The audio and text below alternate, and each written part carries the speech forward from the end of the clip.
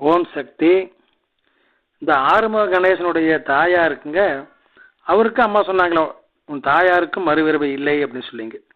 அதே மாதிரிங்க கடைசி காலத்தில் தாயார் அவர்கள் மரணப்படுக்கையில் இருக்கிறாங்க. அவன் உயிர் போக மாட்டேங்குது, ரொம்ப சிரமப்பட்டு இருக்கிறாங்க.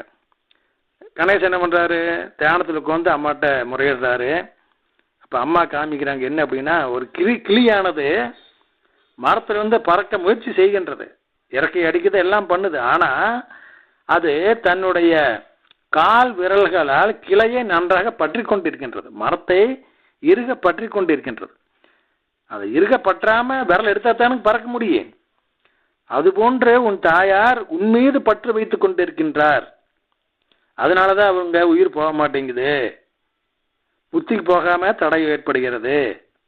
அதனால நீ என்ன பண்ற அப்படின்னா, அவர்கள் மீதுள்ள பற்று போகணும் அப்படிங்கிறதுக்கு நீதான் வந்து சரின்னு சொல்லணும். நீ சரின்னு சொன்னாதான் உன் தாயாரோட உயிர் எடுக்க முடியும்.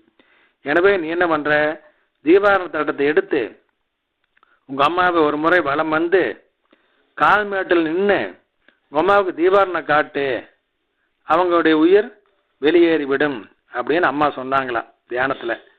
அதே மாதிரி இவர் செஞ்சிருக்காருங்க.